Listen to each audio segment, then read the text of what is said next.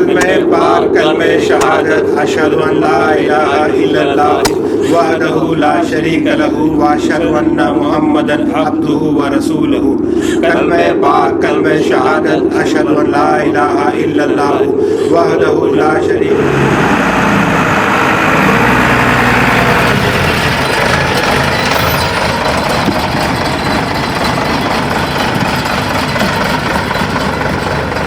कलमे पाक कलमे शहादत अशहदु अन ला इलाहा इल्लल्लाह वहदहु ला शरीक लहु व अशहदु अन्ना मुहम्मदन अब्दुहु व रसूलुहु।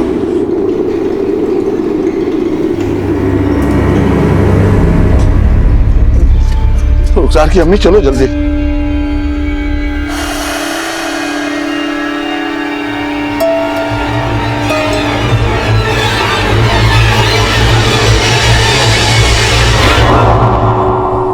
हमारे बेटे रुखसार कहाँ है? जनाजा तो कब का उठ चुका है रुखसार का। क्या कहा आपने? मैयत निकाल दी आप लोगों ने? इकलौती औलाद थी हमारी, इतनी भी क्या जल्दी थी दफनाने की? थोड़ा इंतजार तो कर लिया होता। मैयत को ज्यादा देर तक नहीं रोका जाता, जानते हैं ना आप। कम से कम एक बार दीदार तो करा देती हमारी बेटी का। जाइए कोशिश करिए, कब्रिस्तान में शायद दीदार भी हो जाए। चलिए मेरे बेटे के पास चलिए।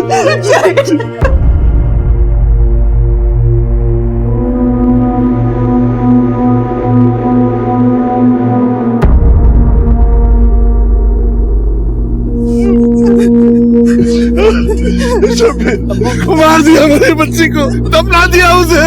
क्या करता? बीमार थी मेरी रुखसार, मैयत को कब तक रोक के रखता घर पे? गर्मी कितनी है, मगरिब भी होने को है। नहीं मानती इस बात को। हमारी बच्ची इतनी बीमार नहीं थी कि मर जाए। हम मामले के तह तक जाएंगे। और ये मत समझना कि मेरी बच्ची को दफन कर दिया तो तुम्हारा गुनाह भी दफन हो गया। हम खोद खोद के निकालेंगे, छोड़ेंगे नहीं तुम्हें। अम्मी मिट्टी की अमानत थी, मैंने मिट्टी को सौंप दिया बस। हमारे रुखसार का वक्त आ गया था अब्बू। अरे वक्त तुम्हारा आएगा, अल्लाह का कहर टूटेगा तुम्हारे ऊपर। कहाँ है मेरी बच्ची? रुखसार, मेरी बच्ची। जाने तो मेरी बच्ची के पास, जाने तो मेरी बच्ची।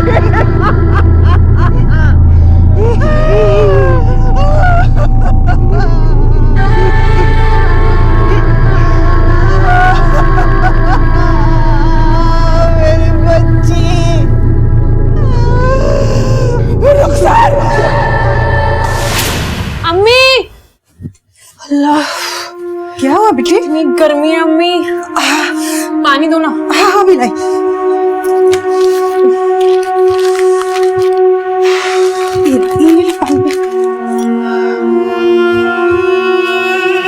कमबख्त लाइट को भी ना अभी ही जानी थी। ये छाता बिना किसी काम का नहीं रहा। इसीलिए तो बोलती हूँ बेटा कि कहीं भी जाएगा शाम को जाएगा ठंडा ठंडा। अम्मी मुझसे ये गर्मी बिल्कुल बर्दाश्त नहीं होती। मेरा बच्चा।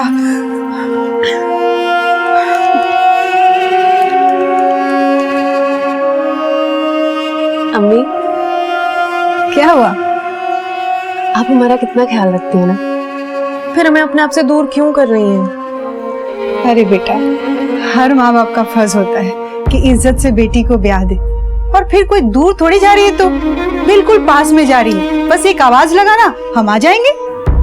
आएंगे ना जब हम बुलाएंगे। अरे मेरी बच्ची को कोई लाके दो। अल्लाह, मेरी बच्ची को तकलीफ बर्दाश्त नहीं होती।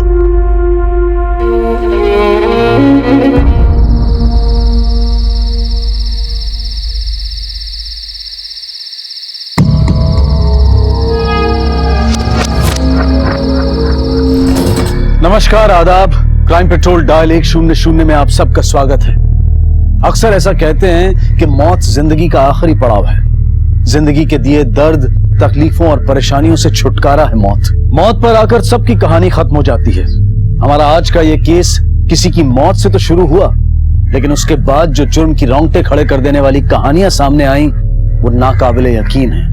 औज़ु बिल्लाहि मिनश शैतानिर रजीम, बिस्मिल्लाहिर्रहमानिर्रहीम, अल्हम्दुलिल्लाहि रब्बिल आलमीन, अर्रहमानिर रहीम, मालिकि यौमिद्दीन, इय्याका नअबुदु व इय्याका नस्तईन, इहदिना सिरातल मुस्तकीम सिरातल लज़ीना अनअमता अलैहिम। मौलवी साहब, ये सुराग कैसा है?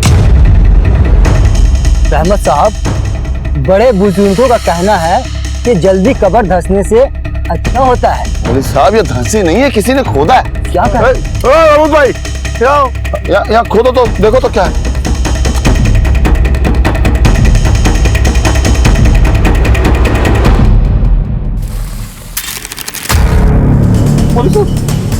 अरे लाश कहाँ गायब हो गई इस कब्र से? क्या कहा आपने? कोई कब्र खोद के लाश निकाल के ले गया? कल ही हमारी बेटी रुखसार की मौत हुई थी और उसे गांव के कब्रिस्तान में दफन किया गया। आज सुबह जब हम जियारत के लिए कब्रिस्तान पहुंचे तो रुखसार की लाश ही गायब थी। कब और कैसे मौत हुई आपकी बेटी की? उसके ससुराल वाले उसकी मौत की वजह उसकी बीमारी बताते हैं, बीमार थी मेरी रुखसार। लेकिन मुझे यकीन नहीं है साहब। आपको शक है कि वो लोग झूठ बोल रहे हैं? साहब, मुझे शक ही नहीं, पूरा यकीन है वो लोग झूठ बोल रहे हैं। कल हमारे वहां पहुंचने से पहले उन्होंने रुखसार को दफना दिया। एक ही बेटी थी साहब, आखिरी दीदार भी नसीब नहीं हुआ उसका। जरूर उन्होंने कुछ किया है उसके साथ। इस शक की कोई वजह है आपके पास? साहब, खुद आंखों देखी बात है। आप फिक्र मत कीजिए, हम चलते हैं आपके साथ।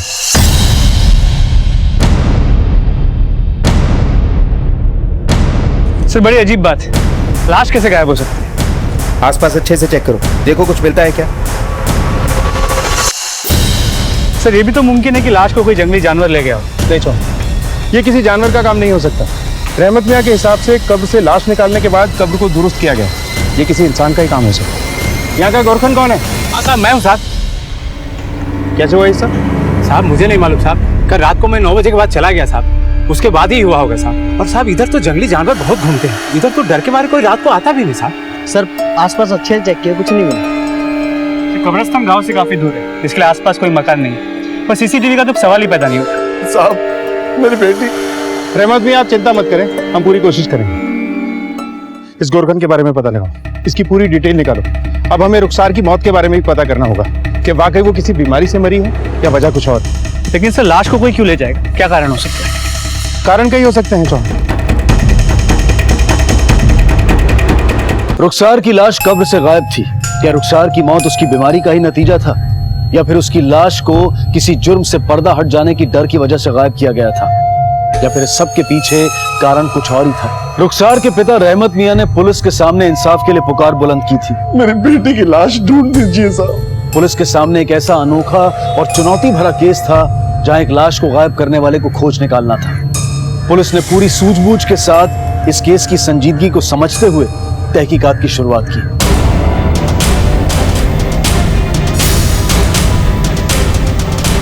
सर, हुआ क्या ये तो बताइए। क्या हुआ?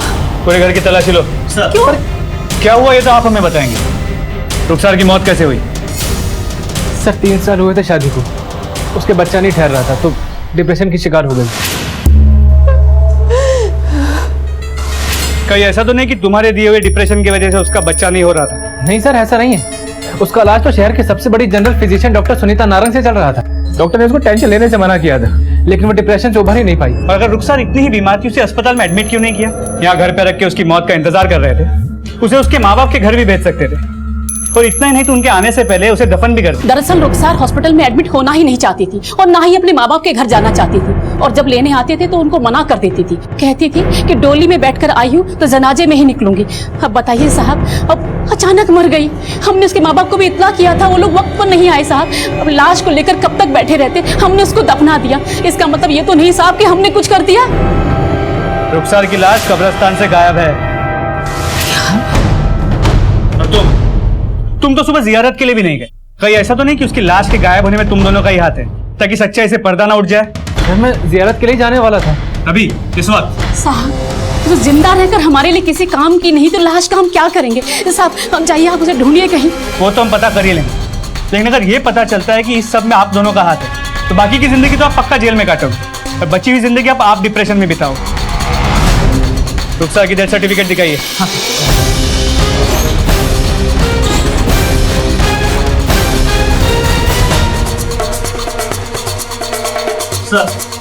सर, अंदर से दवा मिली। नींद की दवाई है? रुखसार की? हाँ सर, वही लेती थी। डॉक्टर सुनीता नारंग ने प्रिस्क्राइब किया था। सर, रुखसार के ससुराल वाले जैसे दिखते हैं वैसे है नहीं, जरूर कुछ छुपा रहे हैं। ऐसा तुम्हें क्यों लगता है? सर, रुखसार को बच्चा ना होने की वजह से उसकी सास मुमताज उससे हमेशा नाराज रहती और इसीलिए रुखसार डिप्रेशन में थी, नींद की गोलियां भी ले रही। उसका ट्रीटमेंट डॉक्टर सुनीता नारंग के पास चल रहा था। सर, ये रुखसार की मेडिकल रिपोर्ट।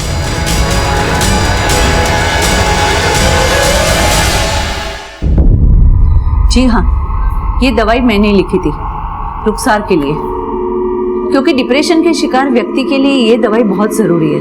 इनसे उनके दिमाग की सोच और डिप्रेशन से बाहर निकलने में मदद मिलती है। मौत की वजह क्या थी? सर, वो अपनी जिंदगी में खुश नहीं थी, बीमार रहती थी, काफी कमजोर भी हो गई थी, वक्त पे दवाई और खाना नहीं खाती थी। कार्डियक अरेस्ट से बिल्कुल नेचुरल डेथ थी। ये डेथ सर्टिफिकेट आप ही ने इशू किया है? जी हाँ। डॉक्टर, इसकी डेथ तो नेचुरल थी, लेकिन इसकी लाश के साथ अननेचुरल हुआ है। कब्र में से इसकी लाश निकाल ली गई। सॉरी सर, मैं इसके बारे में और कुछ नहीं जानती। सर, ये भी तो मुमकिन है कि ये डॉक्टर शब्बीर से मिली हुई है, क्योंकि लाश तो अब भी गायब। इस डॉक्टर पे नजर रखो और शब्बीर और मुमताज के साथ इसके फोन रिकॉर्ड्स भी चेक करो और देखो कि कब्रिस्तान में इनमें से किसी का फोन लोकेट होता है क्या। सर, अब्बू, हम लोग कॉलेज जा रहे हैं। मगरिब से पहले आ जाना, स्कूटर संभाल के चलाना। हाँ जी अब्बू। जाओ। अरे रुको, टिफिन तो लेते हुए जाओ।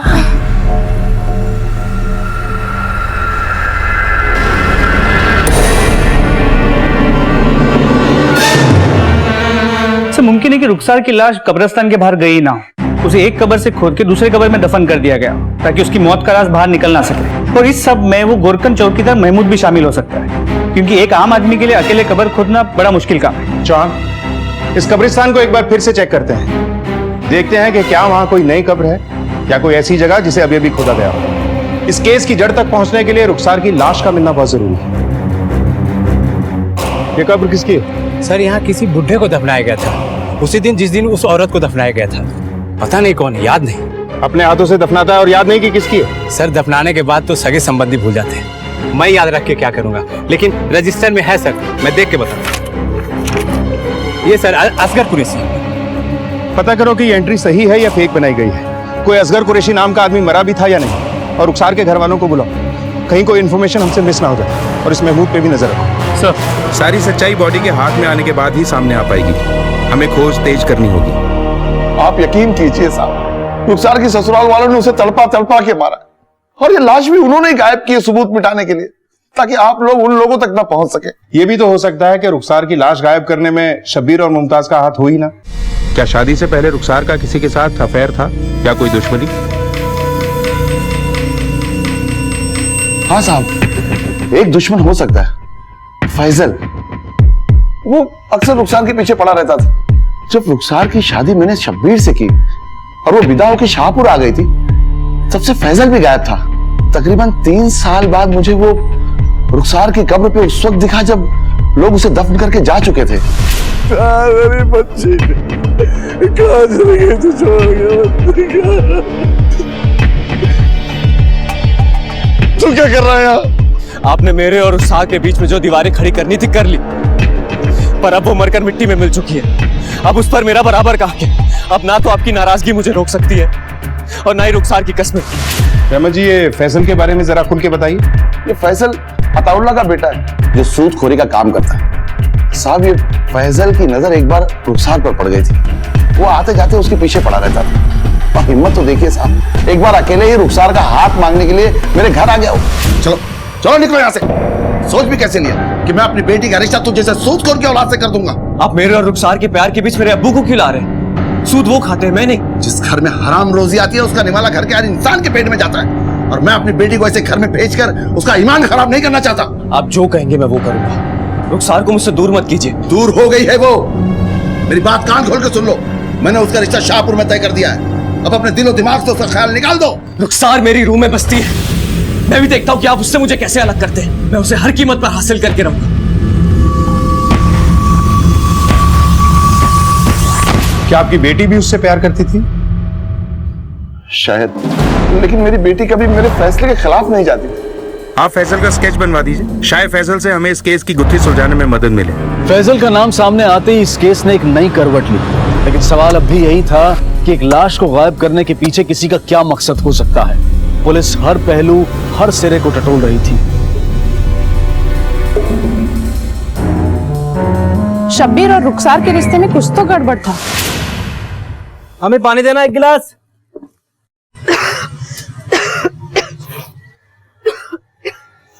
नहीं पिया तुझ जैसे गुनहगार के हाथ से पानी मुझे। तुम जैसी बद किरदार को अपना के पछता रहा हूं। सर गांव वालों से मिली जुली इंफॉर्मेशन मिली, लेकिन इतना तय है कि आपके रिश्ते खराब। सर हम अपनी तरफ से पूरी कोशिश कर रहे हैं, बहुत जल्द आपको रिजल्ट मिलेंगे। जी जय हिंद सर। सर फैजल का स्केच। हो सकता है रुखसार की मोहब्बत इस फैजल के दिल से निकली नहीं होगी। रहमत अली ने इन दोनों के प्यार को खत्म कर दिया। इसी वजह से रुखसार अपने माँ बाप से नाराज हो गई और उसने उन्हें अपनी बीमारी पर भी नहीं बुलाया, ना खुद ही वहां गई। खैर फैजल के स्केच को सर्कुलेट कराओ और इसकी तलाश तेज कर दो। जी सर। चांद हम किसी भी एंगल को नजरअंदाज नहीं कर सकते और मुमताज और शब्बीर पे भी नजर रखो, क्योंकि मुजरिम तफ्तीश का सुराग लेने की कोई ना कोई गलती जरूर करता है। मैंने कोई जबान वबान नहीं दी थी, तुमने अपनी मन में कहानियां बना ली। देखो जाकिर मियां, सबसे पहली बात तो यह है कि मेरी बेटियां पढ़ाई पूरी करेगी, और रही बात शादी की तो भूल जाओ, क्योंकि मेरी बेटियां शादी के लिए तैयार नहीं है।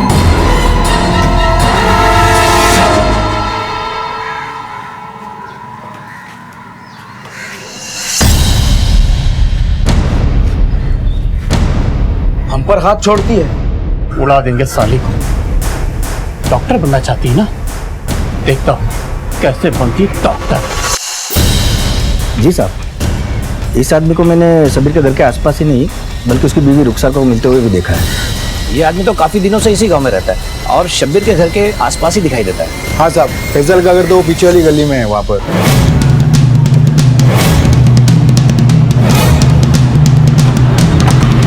ताला है, पास पड़ोस में पूछताछ करो फैजल के बारे में। जी साहब कहिए। ये फैजल यहीं रहता है? जी साहब, ये मेरा ही घर है और ये फैजल लगभग 3 साल से यहीं किराए पर रहता था। अभी 3 दिन पहले बिना बताए कहीं चला गया। उसके माँ बाप का पता है आपके पास? जी साहब, ब्यावरा में बड़ी मस्जिद की गली में उनका घर है।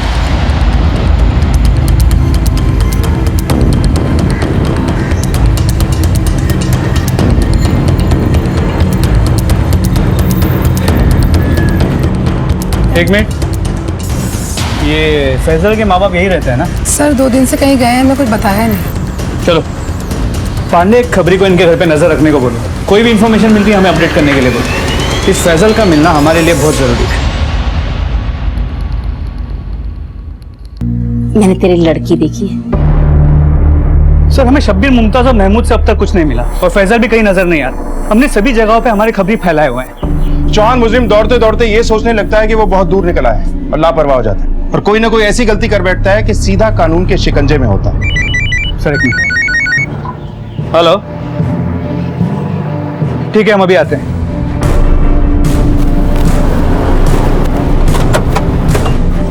हटिए यहाँ से, हटिए हटिए, चलिए।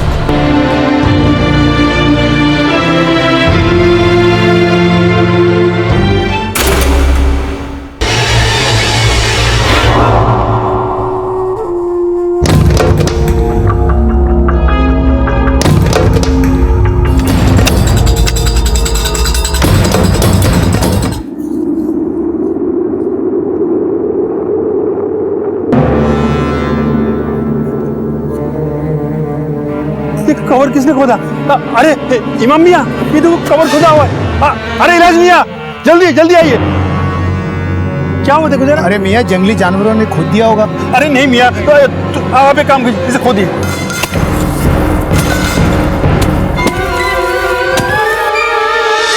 मेरी बच्ची की लाश कहाँ गई?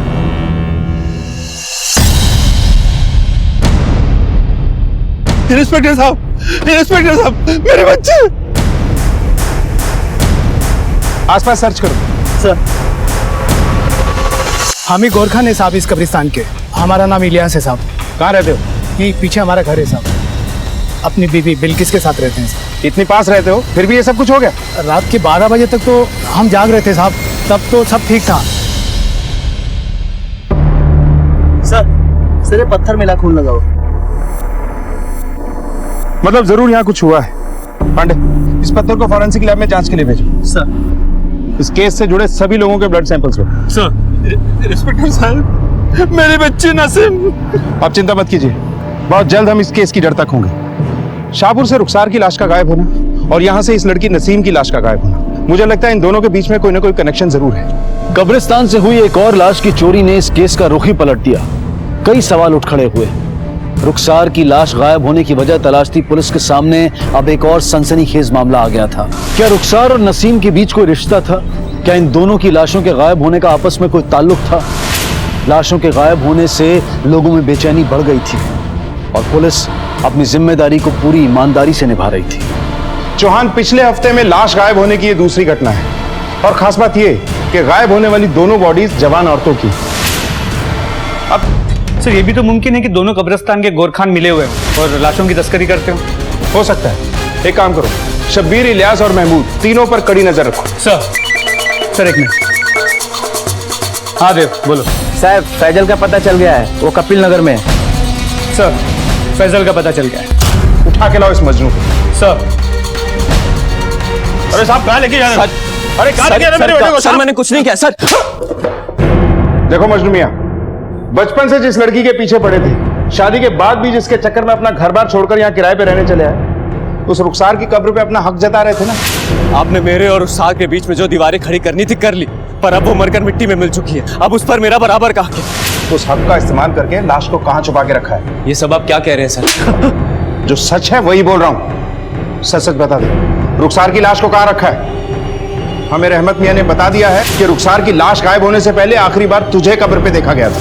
हाँ सर, मैं उसकी कब्र पर गया था और आखिरी बार उसका चेहरा भी देखना चाहता था, पर रहमत मियां वहां पर होंगे और मुझे देखकर चिढ़ जाएंगे, इस वजह से मैं कब्रिस्तान के बाहर ही घूम रहा था। और जब लोग दफना के चले गए तब मैं उसकी कब्र पर फातिया पढ़ने पहुंचा। कब से जानता है रुखसार को? कई साल हो गए सर। रुखसार पहली नजर में मेरी रूह में समा गई थी। वो भी मुझे पसंद करने लगी थी। मुझे पसंद करने के बावजूद वो शादी के लिए अपने अब्बा की मंजूरी चाहती थी, जो कि हमें नहीं मिली। और जब जीते जी उसे हासिल नहीं कर सका तो उसे कब्र से निकाल दिया। सर, मैं लाश का क्या करूंगा? तू तो उसे हर कीमत पे हासिल करना चाहता था ना। रुखसार मेरी रूह में बसती है। मैं भी देखता हूँ कि आप उससे मुझे कैसे अलग करते हैं। मैं उसे हर कीमत पर हासिल करके रहूं। हाँ सर, ये सच है कि मैंने उनको चैलेंज किया था, पर उस चैलेंज को तो रुखसार ने कोने से सुन भी लिया था और उसके बाद रुखसार मुझसे मिलने भी आई थी। फैजल, मेरी बात तो सुनो। हमने अब्बा को मनाने की बहुत कोशिश की। फैजल अब्बा जुबान दे चुके हैं और आप अब्बा के खिलाफ नहीं जा सकते। बेहतर यही होगा कि आप हमें भूल जाएं। रहमत मियां है सर उसकी मौत के जिम्मेदार। उसकी शादी उस शब्बीर से करवा दी और उसे मुझसे दूर कर दिया। मैं उसके बगैर रह नहीं पा रहा था सर, इसलिए मैंने तय किया कि मैं यहाँ आ जाऊंगा और यहीं रह गया। उसकी सास मुमताज ने बच्चे को लेकर उसका जीना हराम कर दिया था सर। उस तनाव में उसकी तबीयत भी खराब हो गई और ये सब मुझसे देखा नहीं गया, इसलिए एक दिन मैंने उसका रास्ता रोक दिया। रुखसार, बात को समझने की कोशिश करो। ये क्या हाल बना रखा है? देखो दवाइयाँ क्या करेंगे? सर, मैं तुम्हारे बिना रह नहीं पा रहा हूँ, प्लीज वापस आ जाओ मेरे पास। अच्छा, तो ये गुल खिलाड़ी मेरे पीठ पीछे थी। अब समझ में आ रहा है तेरी बीमारी का कारण और तेरे बच्चा ना होने का कारण। शबीर, ऐसा कुछ भी नहीं है जैसा तुम सोच रहे हो। फैजल मुझे जानता है, लेकिन हमारा कोई बुरा ताल्लुक नहीं है। ये हमारे घर रिश्ता लेकर आया था, लेकिन अब्बा ने मना कर दिया था और तब से सब खत्म है। अब तो सब शुरू होगा। तेरे अब्बा को तो जमात में बिठाऊंगा मैं, देखियो। मैं उसकी जिंदगी बर्बाद नहीं करना चाहता था सर, कभी नहीं। लेकिन उस दिन के बाद से उसके शौहर ने उसका जीना आराम कर दिया होगा और वो बेचारी घुट घुट कर मर गई। तेरी कहानी में कितनी सच्चाई है और कितनी मिलावट, ये तो हम पता लगा ही लेंगे। खैर, ये बता, लड़कियों को जानता है? नहीं सर। जब तक तेरी ये कहानी सच साबित नहीं हो जाती, इस गांव को छोड़कर कहीं मत जाना।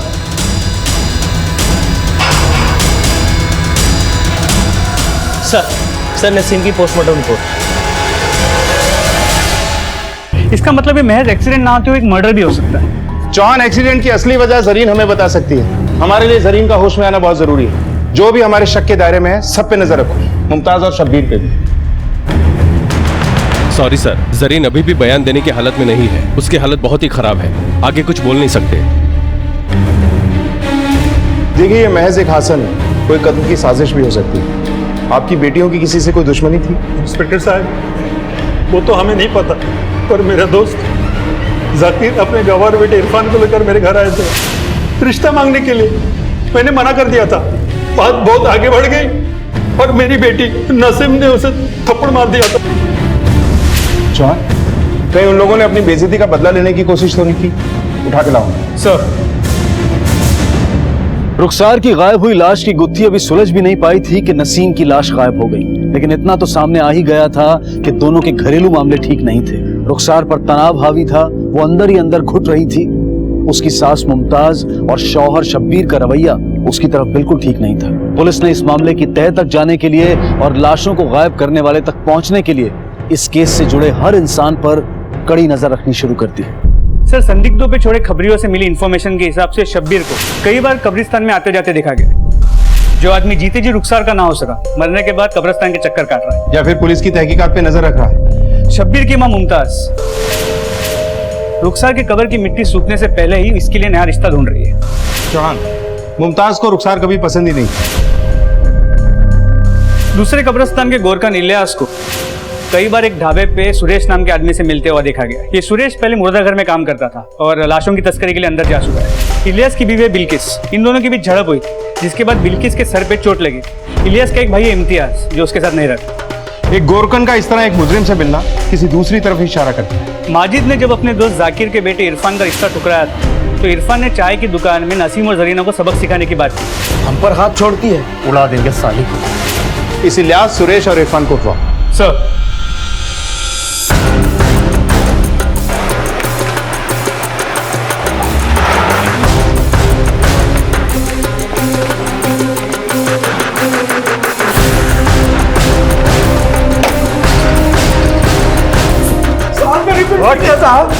नहीं किया था।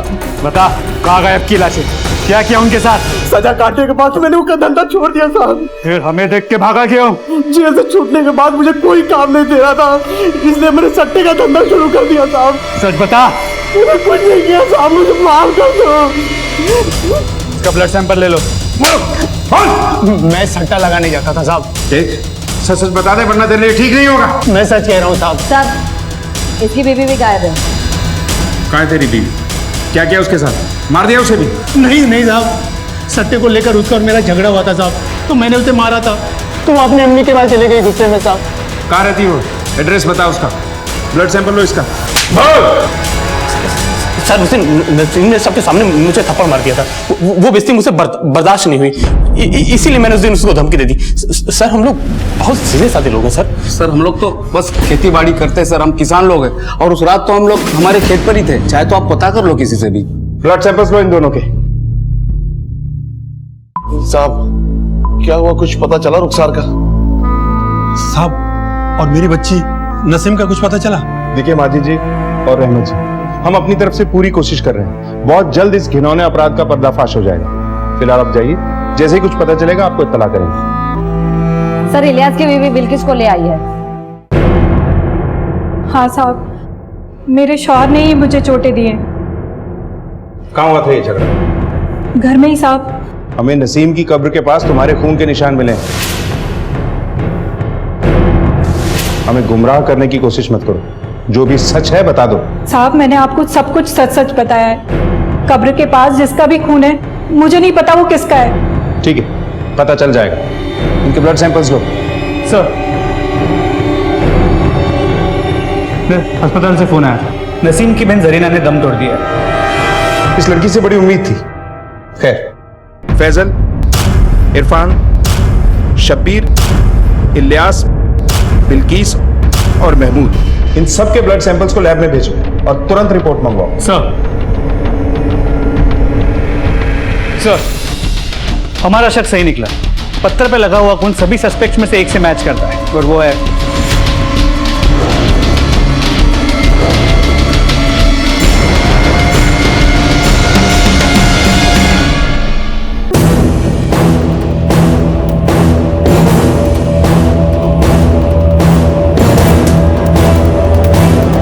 कल में शहादत, ला इलाहा इल्लल्लाह। रुकिए नवाज भाई, कल में इस जनाजे को नीचे रखिए।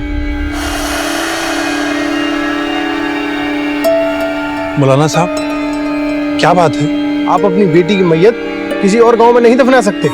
गांव की इज्जत का सवाल है। आपको अपनी बेटी की मैयत इसी गांव में दफनानी होगी। अब तो जानते हैं कि यहाँ लाशों के साथ क्या क्या हो रहा है। चेक करो अंदर सब।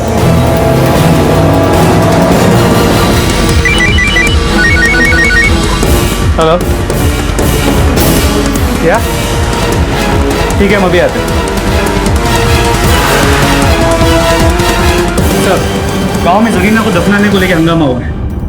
चलो।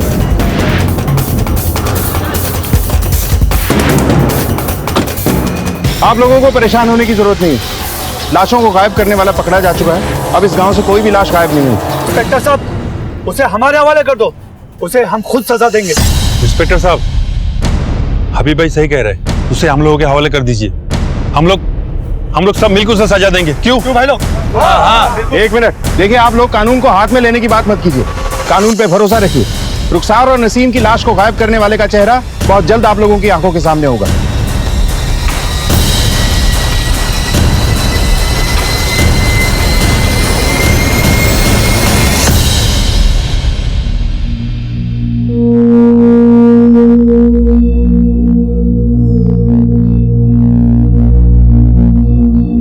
पुलिस ने दावा तो कर दिया था कि लाशें गायब करने वाला मुजरिम पकड़ा गया है, लेकिन क्या वो वाकई सही दिशा में जा रहे थे? क्या इतना संगीन जुर्म करने वाला मुजरिम उनके हाथ लग चुका था? आने वाली सुबह क्या पैगाम लेकर आएगी, ये कोई नहीं जानता था।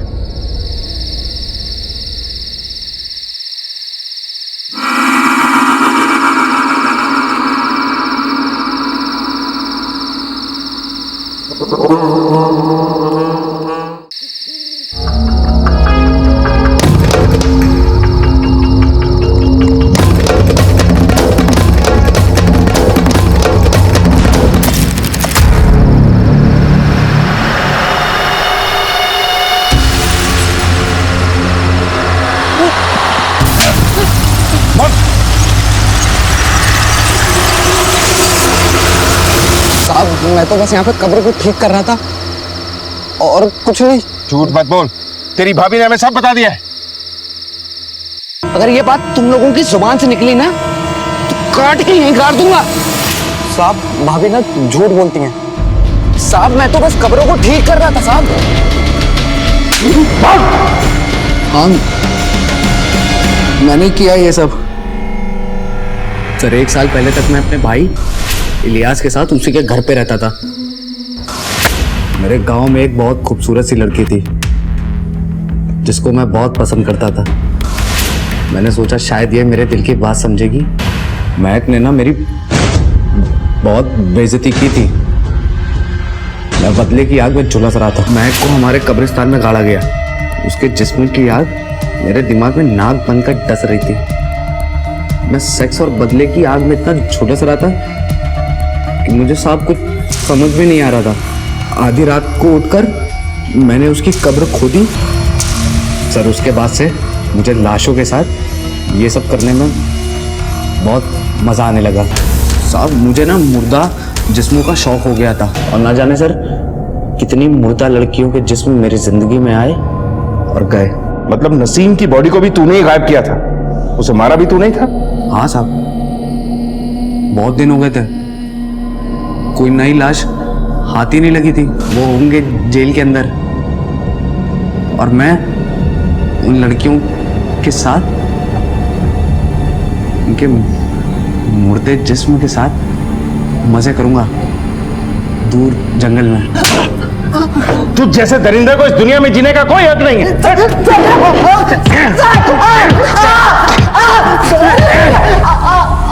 सारी सी जेल में।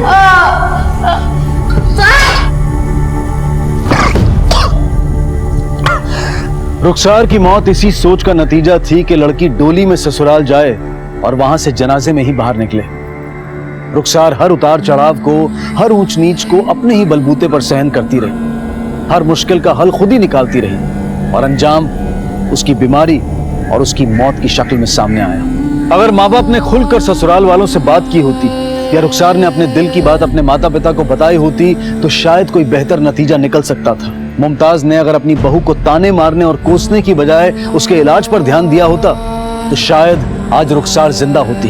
इम्तियाज ने अपने कायरतापूर्ण जुर्म को कबूल करते हुए कई और लाशों को चोरी करने का खुलासा किया है। लाशें चोरी करने, उनके साथ बलात्कार करने और महक, नसीम और जरी के कत्ल के लिए उसे हिरासत में लिया गया।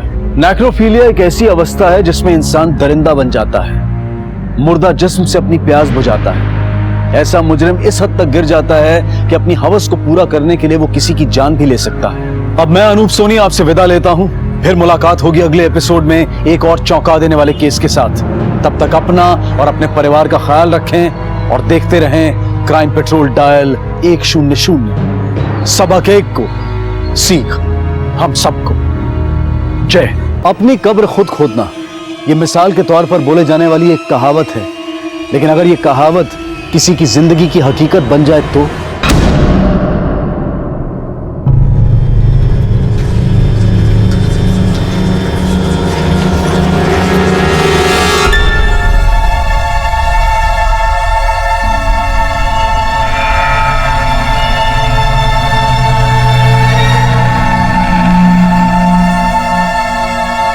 ढूंढिए शादी को, कैसे भी ढूंढिए, हमारे बेटे को लेकर आइए। हम करते कुछ करते।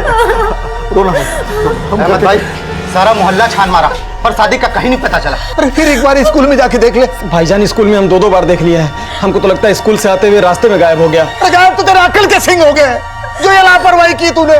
भाईजान शहर से आते हुए लेट हो गया था तो। अरे लेट हो गया तो हमको बोलता, हम जाते स्कूल में लाने के लिए। हमारे सादिक की हिफाजत करना। इस तरह वक्त बर्बाद करने से कोई फायदा नहीं, चलकर पुलिस को खबर करते हैं। पुलिस? हाँ चलिए हम अभी आते हैं।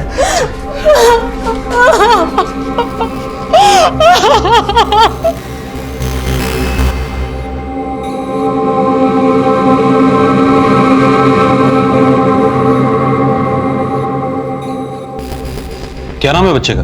सादिक। हमारे घर के पास जो नगर निगम का स्कूल है उसमें पढ़ता है सादिक। स्कूल छूटने के बाद उसका चाचा उसको लाने के लिए जाता है, लेकिन आज ये लेट हो गया। साहब हम शहर से दुकान का सामान लेने चले गए थे। कैसा सामान? हमारी और भाईजान की एक टेलर की दुकान है, उसी का सामान। उसी में लेट हो गया साहब। लेकिन जब हम स्कूल पहुंचे तो गेट कीपर बोला कि सादिक खुद से चला गया है, लेकिन न रास्ते में मिल रहा है न कहीं घर पे पहुंचा। साहब आप लोगों को किसी भी शक है? कोई ऐसा आदमी जो सादिक को किडनैप कर सकता हो? साहब वो नहीं साहब, आप सादिक को जल्दी से ढूंढिए, बस उसकी माँ का रो रो के बुरा हाल हो रहा है। आप सादिक के स्कूल का नाम, उसका रोल नंबर, वो कौन सी क्लास में पढ़ता था, वो सब लिखवा दीजिए, हम पता करते हैं। जी जी सर। हाँ, मेरा सादिक मिल जाएगा ना? मिल जाएगा।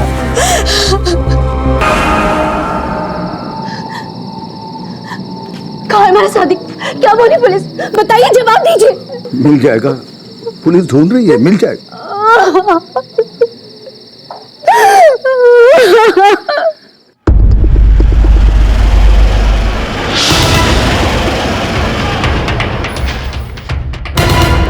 मैं टीचर और स्टूडेंट से मिलता हूँ, तुम बाहर रेडियो वाले से पूछताछ करो। सर।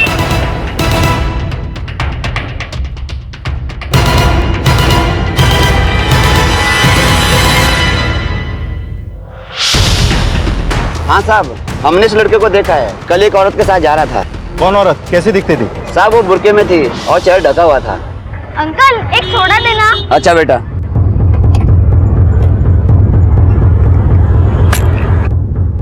नमक कितना डालो?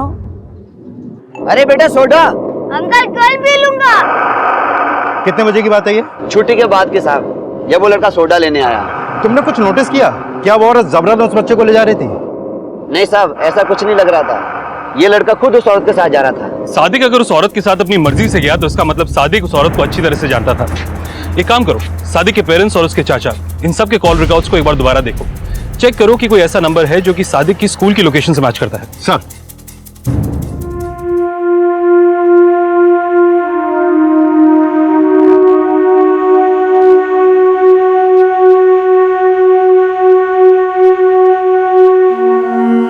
अरे वाह, कितना अच्छा लिखा है। सुनिए ना, देखिए सादिक ने कितना अच्छा लिखा है, पढ़िए ना। अरे ये तो अंग्रेजी में है। अरे हमारे वालिद ने हमें मदरसे में भेजा था, स्कूल में नहीं भेजा था। तो मदरसे में जो सीखा वो सीखा। लेकिन बेटा तुम मोहसिन जैसा बिल्कुल मत बनना। अरे इतना जो अंग्रेजी लिखा है तो बोलना भी तो जानते हो ना। उस दिन तुमने बोल के दिखाया था ना, अम्मी को बोल के दिखा। हाँ अबू। बोल। My name is Sadiq Khan, My father's name is Ahmed Khan and my mother's name is Farida Khan.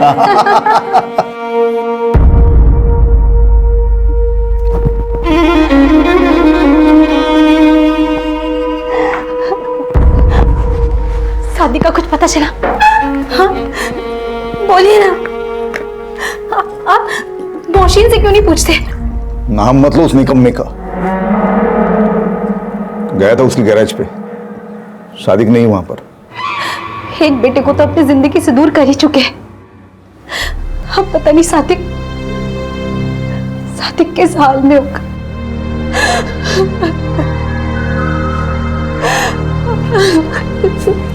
खुदा का शुक्र, पुलिस ढूंढ रही है ना सादिक को। मिल जाएगा सादिक, मिल जाएगा।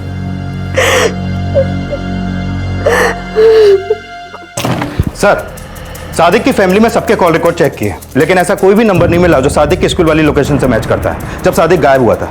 लेकिन सर, सादिक के चाचा तौफीक के कॉल रिकॉर्ड में एक ऐसा नंबर है जो सादिक की स्कूल वाली लोकेशन से मैच करता है, और ये नंबर शमीना के नाम पे रजिस्टर है।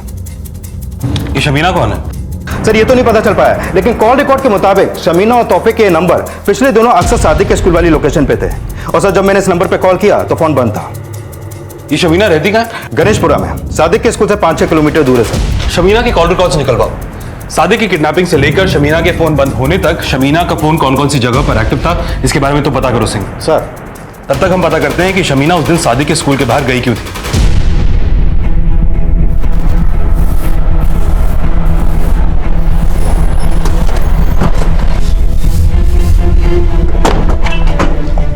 शमीना ये रहती है? जी साहब, बात क्या है? बुलाइए, उससे कुछ बात करनी है। वो तो घर पर नहीं है, कॉलेज वाले उसे घुमाने ले गए। कब गई थी घूमने? कल दोपहर को। उसके कॉलेज का नाम बताइए। यूसुफ रहमान कॉलेज। और सब बात क्या है? हाँ बोलो रावत। सर, शमीना के कॉलेज में पूछताछ की, कॉलेज का कोई भी स्टूडेंट किसी भी ट्रिप पे नहीं गया, और सादिक की किडनैपिंग के एक दिन पहले से शमीना कॉलेज ही नहीं आई। मतलब शमीना इसलिए गायब है क्योंकि उसने सादिक को किडनैप किया होगा, और तौफीक शमीना के टच में था। कहीं ऐसा तो नहीं कि ये तौफीक सादिक का चाचा, इसका इस किडनैपिंग में कोई हाथ है? अरे तौफीक, बड़े मास्टर जी कहीं दिखाई नहीं दे रहे। भाईजान का बेटा लापता हो गया ना भाभी, इसलिए नहीं आ रहे हैं। ठीक है, चलती हूँ। जी। Hello sub inspector Sunil Rawat बोल रहे हैं, पुलिस स्टेशन आ जाओ। सादिक मिल गया क्या साहब? पहले थाने तो पहुंचो, फिर बात करते हैं। अच्छा ठीक है, हम भाईजान को लेके अभी पहुंचते हैं। भाईजान यहीं पर है।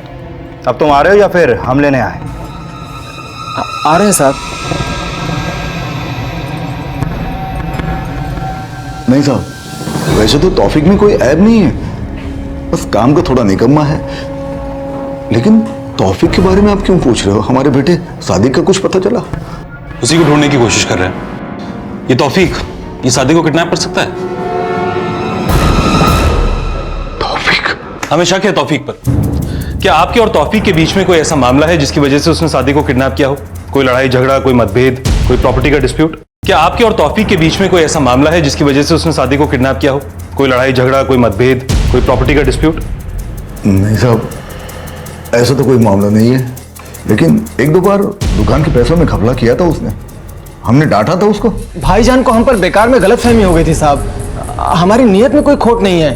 क्या पता, हो सकता है सादिक को किडनैप करके तुम अपने भाई से घर और दुकान में हिस्सा मांगना चाहते हो। अरे ये क्या बोल रहे हैं साहब, हमने सादिक को अगवा नहीं किया है। किया नहीं तो करवाया होगा शमीना से। क्यों? शमीना?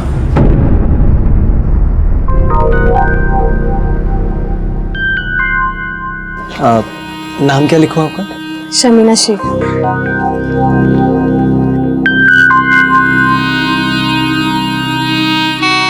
शमीना जी, ये बैग।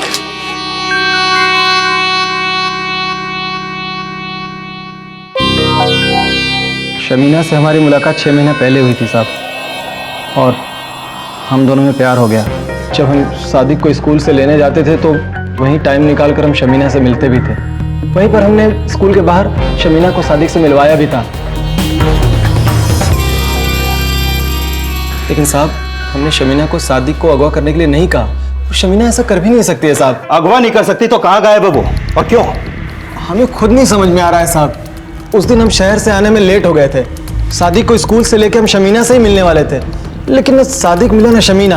हो सकता है तू जानता है शमीना सादिक को लेकर कहाँ गई है, लेकिन बता नहीं रहा। हम नहीं जानते हैं साहब, आप हम पर बेकार में शक कर रहे हैं। हमें तो लगता है कि सादिक को मोहसिन ने अगवा किया है। सर, पूछताछ में कंफर्म हो गया है कि मोहसिन सादिक का बड़ा भाई है, और ये भी सच है कि 6 महीने पहले सादिक के फादर ने गुस्से में मोहसिन को घर से निकाल दिया था। शमीना के गायब होने से एक बात तो साफ है कि सादिक को जिस औरत के साथ देखा गया वो शमीना ही थी, और शमीना का तौफीक के साथ कनेक्शन है। कहीं ऐसा तो नहीं कि तौफीक खुद को बचाने के लिए मोहसिन का नाम ले रहा है। एक काम करो, इस तौफीक पर नजर रखो, तब तक हम सादिक के पेरेंट्स से मिलते हैं और देखते हैं कि वो मोहसिन और तौफीक के बारे में क्या कहते हैं। सर। हाँ साहब, मोहसिन को हमने ही घर से निकाल दिया था। बचपन से उसका पढ़ाई में ध्यान ही नहीं था।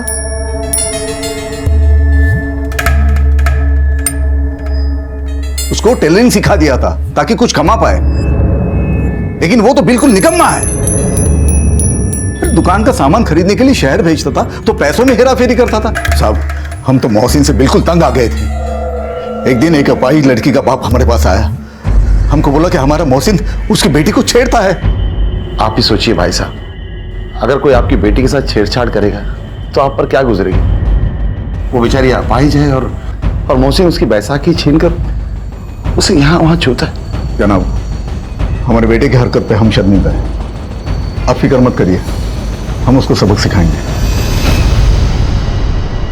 मोहसिन हमारे लिए उसी दिन मर गया था साहब।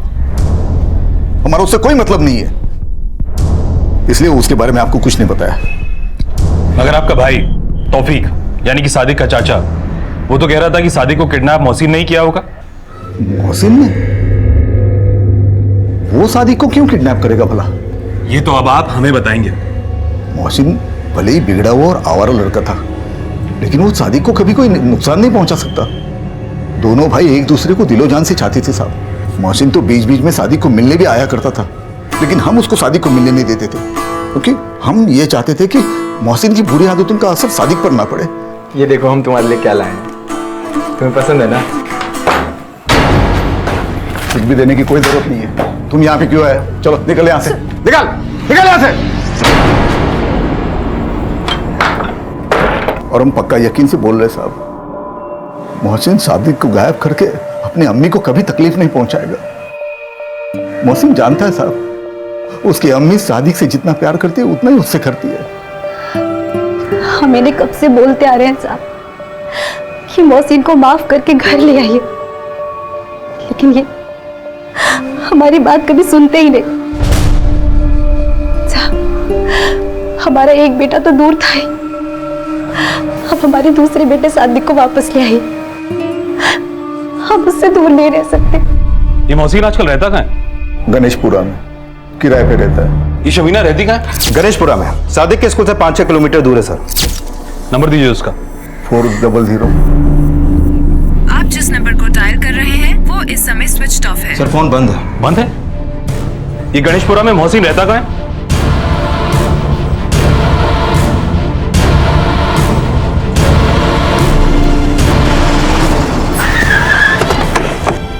सर ये एड्रेस है।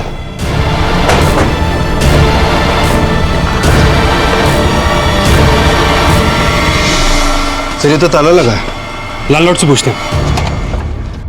साहब कल सुबह से यहाँ ताला लगा हुआ है। कहाँ गया होगा मोहसिन, कुछ आइडिया है? साहब कुछ आइडिया नहीं है, समय का तो पता नहीं है, लेकिन वो रात रात भर गायब रहता है और दिन दिन भर यहाँ पर जुआ खेलता रहता है। 2 महीना हो गया साहब, भाड़ा भी नहीं दे रहा है।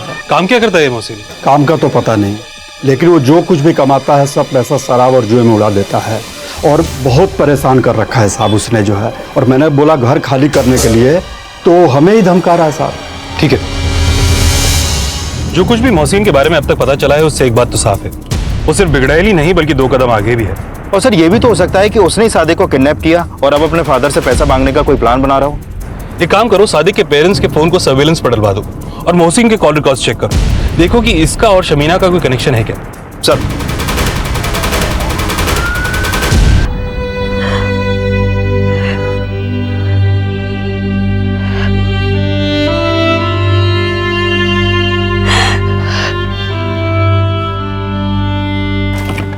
सर मोहसिन के कॉल रिकॉर्ड में शमीना का नंबर तो नहीं मिला, लेकिन एक नंबर अनवर नाम के लड़के का है। ये देखिए सर। अनवर? और अनवर का इन सबसे क्या लेना देना है? अनवर का कनेक्शन शमीना से है सर, और शमीना के फोन बंद होने के 1 घंटे बाद अनवर और मोहसिन का फोन भी बंद हो गया, और अनवर का ये नंबर गणेशपुरा के उसी एड्रेस पर रजिस्टर्ड है जहां पे शमीना रहती है। इसका मतलब अनवर और शमीना का भी आपस में कोई कनेक्शन है। इस अनवर से मिलना पड़ेगा। चलो।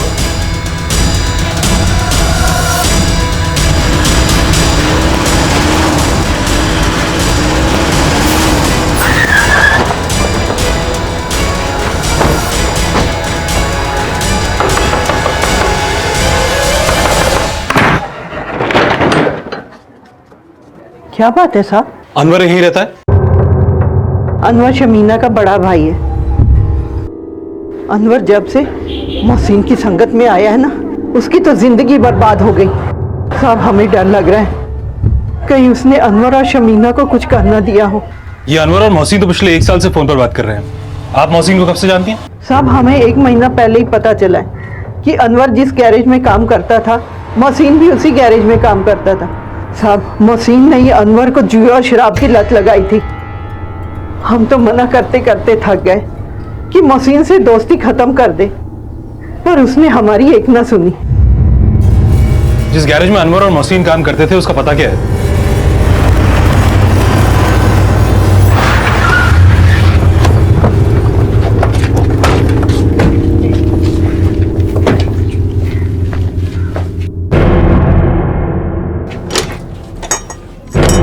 सर गैराज के मेरे तो लखनऊ में रहते हैं, लेकिन अनवर की दुकान चलाता है, लेकिन यहाँ 2 दिन से ताला लगा हुआ है। ये दोनों और कहाँ मिल सकते हैं? इनका कोई और ठिकाना है? सर हमको इतना नहीं पता इनके बारे में। अनवर, शमीना और मोहसिन ये तीनों गायब हैं। अनवर की दादी कह रही है कि अनवर और शमीना को मोहसिन ने गायब किया है, जबकि सादिक कबाब कह रहा है कि मोहसिन अपने भाई सादिक को किडनैप कर ही नहीं सकता। मोहसिन भले ही बिगड़ा हुआ और आवारा लड़का था, लेकिन वो सादिक को कभी कोई नुकसान नहीं पहुंचा सकता। फिर ये तीनों गायब क्यों हैं? कहीं ऐसा तो नहीं कि ये तीनों आपस में मिले हुए हैं? और सर तौफीक और शमीना के रिलेशन का सादिक की किडनैपिंग और उन तीनों के गायब होने का क्या कनेक्शन हो सकता है? और ये भी नहीं समझ में आ रहा कि सादिक की किडनैपिंग हुई किस मकसद से, क्योंकि फिरौती का भी अभी तक कोई कॉल नहीं आया। रावत, कई बार किडनैपर्स एकदम से फिरौती की डिमांड नहीं करते। ये अहमद का फोन हमने अभी तक टैप किया हुआ है ना? Yes sir. एक काम करो, अनवर, शमीना और मोहसिन इन तीनों के कॉल रिकॉर्ड्स को दोबारा चेक करो कि कोई ऐसा कॉमन नंबर है जिस पर इन तीनों की आपस में बात होती हो। सर सादिक की किडनैपिंग के 2 दिन बाद पुलिस ने पता लगा लिया कि सादिक के साथ देखी गई औरत शमीना थी। शमीना और तौफीक का रिश्ता शक के घेरे में था, लेकिन इस किडनैपिंग में मोहसिन और अनवर का नाम भी सामने आया था। लेकिन ये किडनैपिंग किसकी मर्जी से हुई थी और शमीना अब तक कहां थी? चाट और मामला खत्म कर। गुस्सा नहीं, भूल गया क्या? तेरा भाई हमारे पास है। सर अनवर और मोहसिन के कॉल रिकॉर्ड में एक नंबर कॉमन है, लेकिन उस नंबर का शमीना के कॉल रिकॉर्ड से कोई कनेक्शन नहीं है। किसका नंबर है ये? सर ये आसमा के नाम पे रजिस्टर्ड है, और एड्रेस उसी एरिया का है जहां पर वो गैरेज है जिसमें अनवर और मोहसिन काम करते थे।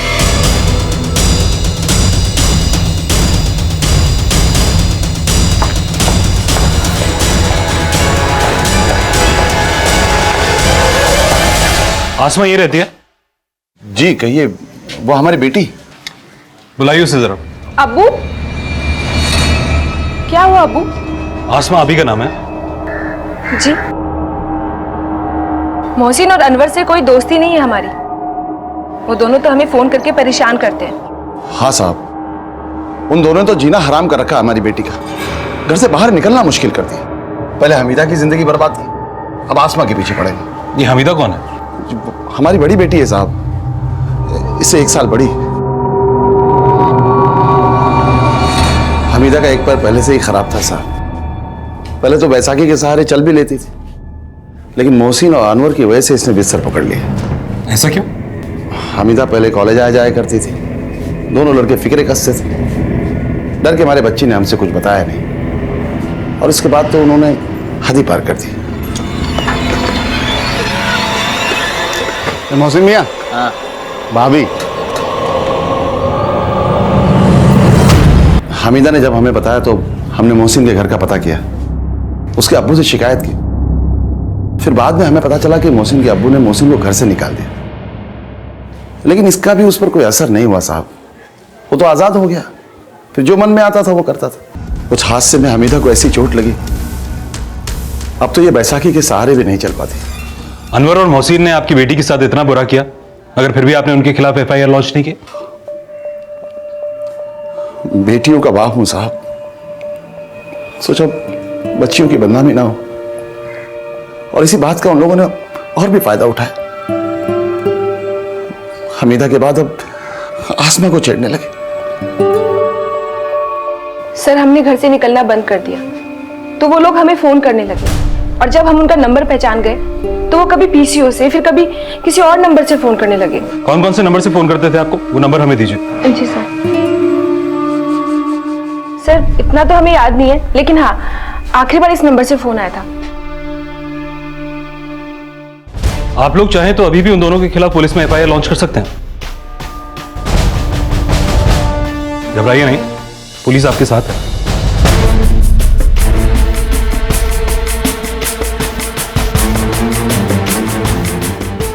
सर, आसमा ने जो नंबर दिया था वो बंद है।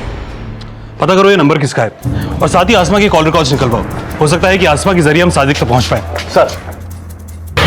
सर, जिस नंबर से आसमा को अनवर और मोहसिन ने आखिरी बार धमकी भरा कॉल किया था, वो नंबर सादिक के चाचा तौफीक के नाम पर रजिस्टर्ड है। तौफीक? हमने कुछ नहीं किया साहब। हम मानते हैं कि वो नंबर हमारे नाम पे है, लेकिन हमने वो नंबर और नया फोन शमीना को तोहफे में दिया था, जो वो अपने दादी और अनवर से छुपा के रखती थी, क्योंकि उन्हें हमारे रिश्ते के बारे में नहीं पता था। दरअसल हमारे और शमीना की उम्र में 15 साल का फर्क है ना, इसलिए। लेकिन हमारा उसी नंबर पे शमीना से हमेशा बात होती थी साहब। कहानी मत बना। कहानी नहीं बना रहे हैं साहब, आप हमारा यकीन कीजिए। हमको और शमीना को इसमें फंसाया जा रहा है, और अब तो हम पक्का यकीन के साथ कह सकते हैं कि शमीना ने भी सादिक को अगवा नहीं किया होगा। नौटंकी मत कर और सच सच बोल कि क्या गेम खेल रहा है। गेम तो मोहसिन और अनवर खेल रहे हैं साहब, हम तो बेकसूर है। तौफीक बेकसूर था या उसे भी रंजिश का शिकार बनाया गया था, यह अब भी साफ नहीं था। लेकिन जल्द ही पुलिस को पता चलेगा कि सादिक को कहां ले जाया गया है। सर, जो नंबर तौफीक के नाम पे रजिस्टर्ड है, वो नंबर सादिक की किडनैपिंग के वक्त सादिक के स्कूल वाले एरिया में ही एक्टिव था, और उसी दिन 2 बजे सदर मार्केट में बंद हो गया। लेकिन सर, हैरानी की बात यह है कि उस नंबर पर पिछले दिनों इंटरनेट सर्वर के थ्रू काफी कॉल आए थे, लेकिन उसका आईपी एड्रेस नहीं ट्रेस हो पा रहा, जिसके चलते ये नहीं पता लग पा रहा कि वो कॉल किसने किए थे। रावत, मान लेते हैं कि जो नंबर तौफीक के नाम पर रजिस्टर्ड है वो शमीना इस्तेमाल किया करती थी, जैसा तौफीक ने हमें बताया। तो फिर उन इंटरनेट कॉल्स का क्या राज हो सकता है? और जिस दिन सादिक किडनैप हुआ उसी दिन ये नंबर सदर मार्केट में बंद हुआ, राइट? Yes sir. एक काम करो, सदर मार्केट पुलिस स्टेशन से कहो कि एरिया में जितने भी सीसीटीवी कैमरास हैं सबको स्कैन करें। देखो किसी कैमरा में शमीना, अनवर, मोहसिन या तौफीक तो कैप्चर नहीं हुए। सर, सादिक की किडनैपिंग के एक दिन बाद सदर पुलिस को मेरठ हाईवे पर एक लड़की की लाश मिली थी। ये देखिए सर, और ये लाश शमीना की फोटो से मैच करती है।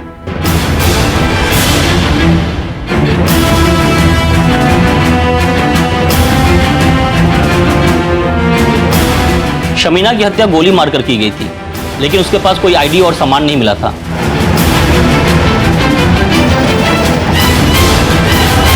अब तक ये माना जा रहा था कि शमीना ने ही सादिक को किडनैप किया था, लेकिन शमीना की हत्या ने इस केस के सारे समीकरण ही बदल दिए। सर, शमीना की हत्या तो यही इशारा कर रही है कि शमीना को सिर्फ सादिक की किडनैपिंग के लिए ही इस्तेमाल किया गया है, लेकिन इसके पीछे अनवर और मोहसिन का ही दिमाग है या फिर तौफीक का। वो चाहे जो भी हो, मगर उसका कनेक्शन उन इंटरनेट कॉल्स के साथ जरूर है जो उस नंबर पर किए गए जो तौफीक के नाम पर रजिस्टर्ड है, और जिसके बारे में तौफीक का कहना है कि वो नंबर शमीना इस्तेमाल किया करती थी। सादिक खतरे में। सर, ये हमारा सादिक खतरे में है। हमारा जी बहुत घबरा रहा है। आप कुछ कीजिए। कुछ नहीं होगा उसे। आप कुछ कर ही नहीं रहे। हमारे कुछ नहीं होगा हमारे सादिक को, कुछ नहीं होगा। अल्लाह पे भरोसा रख।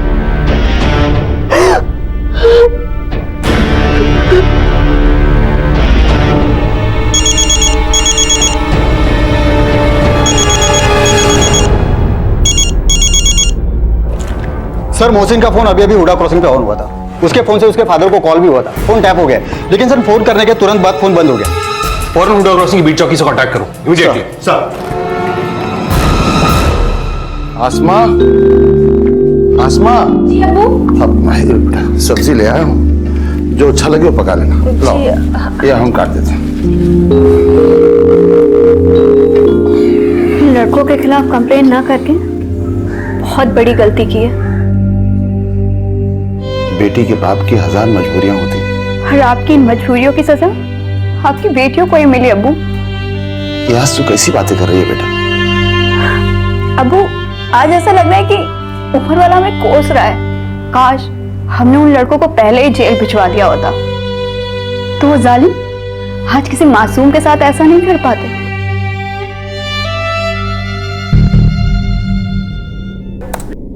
हेलो। हाँ मोहसिन तू कुछ बोल क्यों नहीं रहा है? सादिक हमारे पास है। सादिक तेरे अगर पास? सादिक को सही सलामत चाहते हो तो 5 लाख का इंतजाम करना पड़ेगा। तो हमसे बदला लेना चाहता है? सादिक को घर पे छोड़ दे, नहीं तो मुझसे बुरा कोई नहीं होगा। सादिक देख। Hello hello hello Mohsin.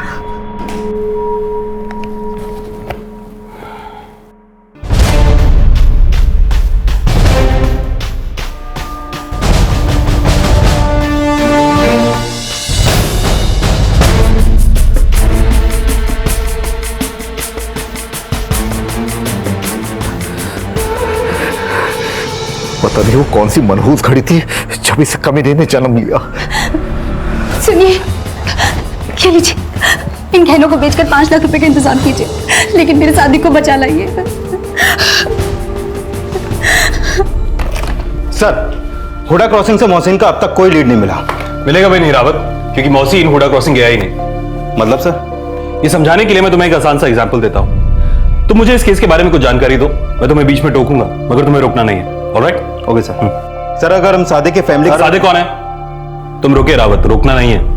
Sir, हमने उनकी फैमिली के हर मेंबर के कॉल। प्रिंटर क्यों खराब है?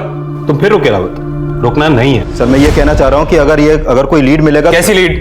सर, बट नेचुरल, अगर आप इतनी जोर से चिल्लाकर बोलेंगे और बीच में रोकेंगे तो मुझे रुकना ही पड़ेगा। मेरा रिएक्शन होगा ही सर। यही रिएक्शन रावत इस कॉन्वर्सेशन में मोहसिन की तरफ से मिसिंग है। मोहसिन सिर्फ अपनी बात किया जा रहा है, अपने फादर की बात को रिएक्ट ही नहीं कर रहा है, जबकि उसके फादर उस पर चिल्ला भी रहे हैं। गौर से सुनो।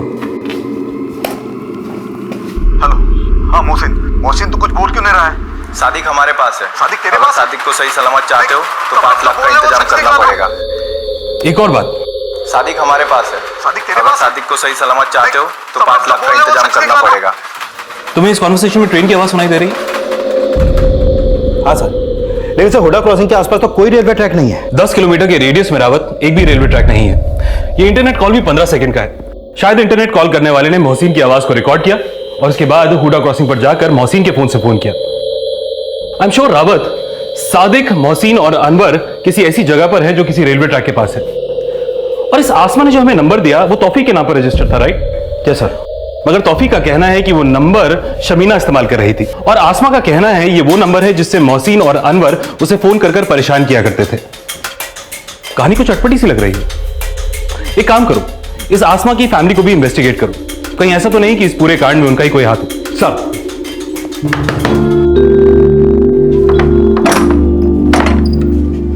कहाँ गई थी आसमा?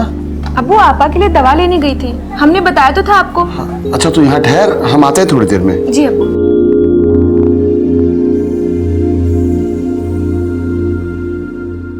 सर, पता चला आसमा हमीदा के फादर के पास एक रिवॉल्वर है जिसका ये लाइसेंस है, और ये रिवॉल्वर उसने अभी 1 महीने पहले ली थी, जिसमें 9 mm की बुलेट लोड होती है। और सर, शमीना की बॉडी से जो बुलेट हमें मिले थे वो भी 9 mm की रिवॉल्वर से ही चलाए गए। सर, और एक बात, हुसैन का गांव वाला घर जटोली में है और उसके घर से रेलवे ट्रैक बहुत नजदीक है। Railway track? लगता है हमें जल्दी चटोली के लिए निकलना पड़ेगा। एक काम करो, हुसैन के गणेशपुरा वाले घर के सामने एक कांस्टेबल को तैनात कर दो। सर।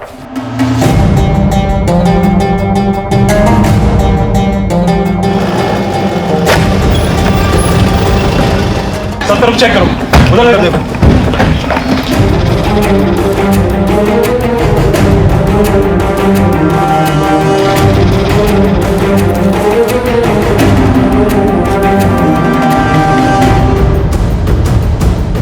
सर, ये एम्प्टी चल।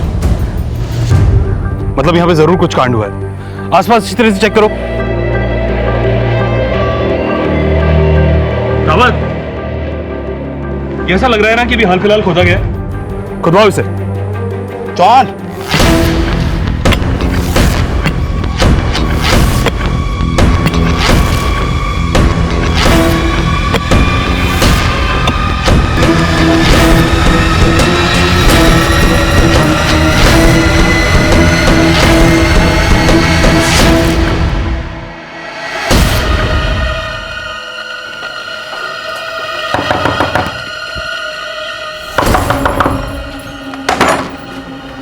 साहब, आप? आपके पास गन है? जी हाँ। आपने बताया नहीं? आपने पहले पूछा नहीं, और लाइसेंस भी है हमारे पास। दिखाइए। ये देखिए साहब, ये बंदूक और ये लाइसेंस। इसमें 9mm की बुलेट यूज होती है ना? जी हाँ। आपके गांव वाले घर से 9mm की बुलेट के खाली शेल्स मिले हैं। क्या? खाली शेल्स ही नहीं, 3 लाशें भी मिली हैं जिनकी मौत 9mm की बुलेट से हुई है। लाशें? ये क्या कह रहे हैं आप? अब जो भी बात होगी थाने चलकर होगी। अरेस्ट करो इन्हें। साहब हमारी बात सुनिए साहब। साहब देखिए, हमारी बात सुनिए साहब। सर, अब्बू ने कुछ नहीं किया। जो किया है हमने किया है।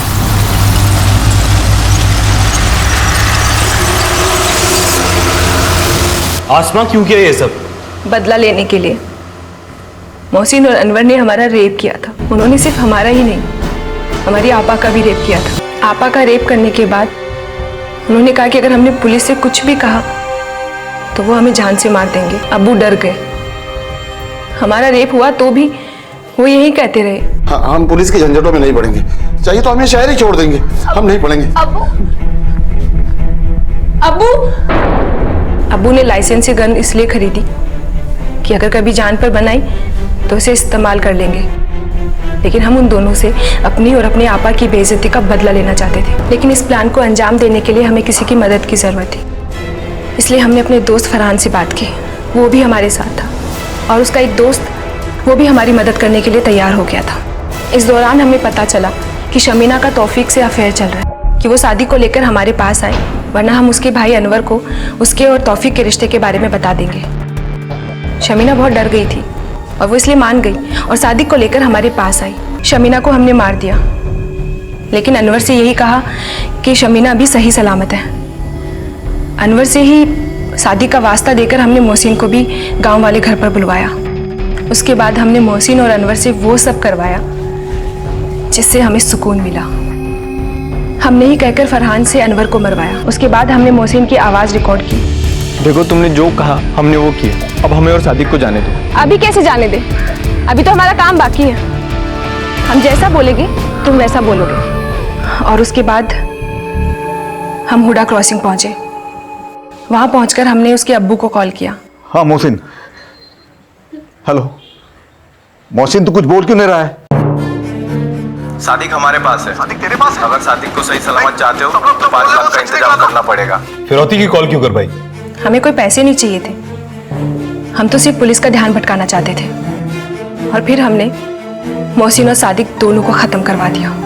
माना कि हमने सही नहीं किया, लेकिन हमने जो कुछ भी किया उस पर हमें कोई पछतावा नहीं। एक ना एक दिन तो सबको मरना है ना, लेकिन हम हर रोज मर रहे थे। उनसे बदला लेने के सिवा हमें कुछ और नहीं सूझा। अगर इतनी ही हिम्मत दिखानी थी तो अपने अब्बू के खिलाफ जाकर हमारे पास कंप्लेंट लिखाने की हिम्मत दिखाती। मैं मानता हूं जो भी अनवर और मोहसिन ने तुम्हारे साथ किया वो बिल्कुल गलत था, मगर इस सब में शमीना और उस मासूम सादिक की क्या गलती थी?